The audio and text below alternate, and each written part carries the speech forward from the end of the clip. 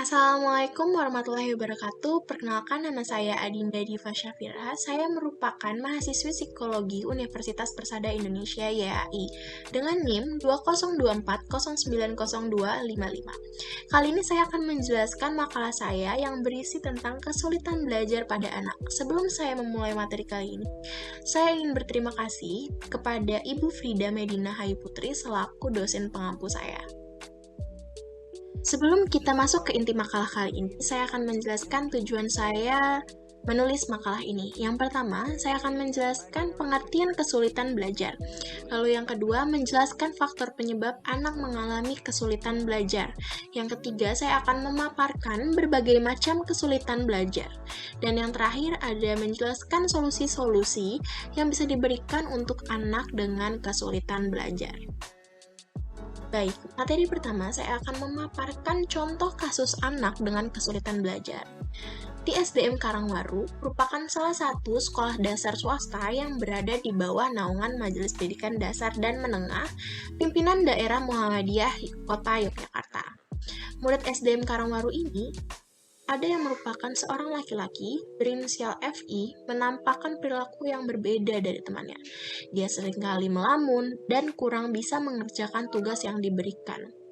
Wali kelasnya mengatakan bahwa perilaku FI berdampak pada nilai akademik yang cenderung lebih rendah dibandingkan teman-teman sekelasnya. FI sering kurang fokus dan tidak sabar dalam mengerjakan tugas. Ia cenderung tidak membaca soal sampai selesai dan menjawabnya dengan FI mau mengutarakan pendapatnya jika ada temannya yang sudah maju terlebih dahulu. Dalam berinteraksi dengan siswa lain, FI ini tapi cukup supel dan terbuka. Lalu ketika dilakukan tes skala kesulitan belajar F.1, hasil mendeteksi bahwa FI mengalami kesulitan dan sering melakukan kesalahan dalam mengeja dan menulis kata. Dalam mempelajari hubungan antara huruf dan suara, FI cukup mampu melakukannya. Begitu pula dalam memadukan suara untuk membuat kata-kata dan mempelajari keterampilan baru. Menceritakan waktu dan mengingat aturan. Selama tes berlangsung, FI mudah memahami instruksi yang diberikan dengan dibacakan. Sebaliknya, saat membaca suatu tulisan, ia cenderung ragu dan harus distimulasi lebih banyak sampai mengerti. Nah, dalam kasus ini, guru mencurigai FI mengalami kesulitan belajar, kemudian diperkuat dengan hasil belajar yang kurang baik.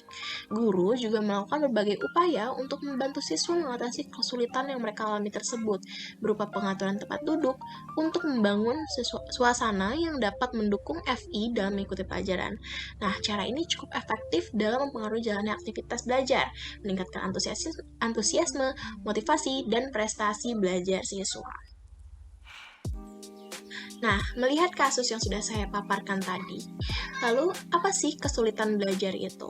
Kesulitan belajar berasal dari terjemahan bahasa Inggris yaitu learning disability, yang berarti ketidakmampuan belajar. Nah, menurut National Joint Council on Learning Disabilities, kesulitan belajar itu merujuk pada sekelompok kesulitan yang terlihat dalam bentuk kesulitan nyata, dalam mendengarkan, bercakap-cakap, membaca, menulis, menalar, atau kemampuan dalam berhitung.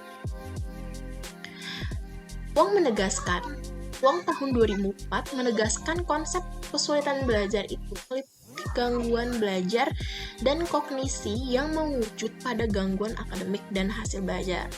Nah, kesulitan belajar ini bukan dikarenakan gangguan mental, gangguan tingkah laku, atau kurangnya kesempatan belajar. Akan tetapi, kesulitan belajar berasal dari kurangnya kemampuan atau kesempatan belajar individu serta minimnya kemampuan dalam penglihatan, pendengaran, kesehatan, dan sosio-emosional. Kesulitan belajar itu mempunyai karakteristiknya masing-masing. Nah, kesulitan belajar yang dialami anak itu didasari oleh faktor penyebab yang berbeda-beda. Oleh karena itu, tipe kesulitan setiap individu bisa sama, namun akibat dari kesulitan yang dihadapi akan berbeda. Nah, Wong tahun 2004 juga menyatakan karakteristik kesulitan belajar itu dibagi menjadi beberapa aspek, yaitu yang pertama, membaca. Nah, membaca ini itu ditandai dengan Misalnya, kurang memahami bacaan, sulit identifikasi ide penting dari bacaan, bingung dengan kata yang hampir sama, dan lain-lain. Lalu yang kedua ada bahasa tulis, yaitu yang ditandai dengan kurang memahami struktur kalimat, kesalahan dalam artikulasi, tidak mampu mencatat dengan benar dari buku ke papan tulis, atau sebaliknya. Nah, yang ketiga ada keterampilan bahasa lisan yang ditandai dengan yang pertama, tidak mampu berkonsentrasi dan memahami bahasa lisan, terus sulit mengekspresikan ide secara lisan, lalu sulit berbicara sesuai dengan tata bahasa. Lalu yang keempat, ada keterampilan matematika, yaitu ditandai dengan angka-angka terbalik, kesulitan dalam membaca angka-angka terbalik, kebingungan dengan lambang operasi matematika, tidak bisa menghitung dengan benar. Lalu selanjutnya ada keterampilan belajar dan berorganisasi. Nah, ini ditandai dengan karakteristik sebagai berikut. Sulit mengelola waktu, menunda pekerjaan, sulit mengulang kembali apa yang telah dikerjakan. Lalu yang keenam ada gangguan lain. Nah, itu bisa ditandai dengan partisipasi di kelas bagus, tapi hasil ujiannya buruk.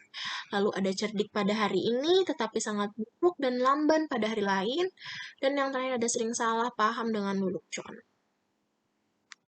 Kesulitan belajar juga mempunyai faktor penyebab kenapa kesulitan belajar itu terjadi. Nah, kesulitan belajar ini dapat disebabkan oleh berbagai hal, tapi tidak ada faktor tunggal yang menyebabkan kesulitan belajar terjadi. Menurut Reid dan Ortiz tahun 2006, ya mereka menjelaskan penyebab kesulitan belajar itu terbagi menjadi 5.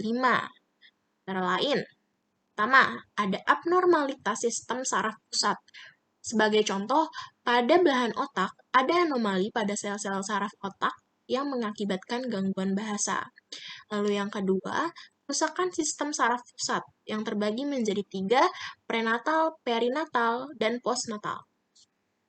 Lalu yang ketiga, ada genetik, yang menurut beberapa riset, kesulitan membaca itu berkaitan dengan faktor genetik dan disebabkan oleh abnormalitas kromosom.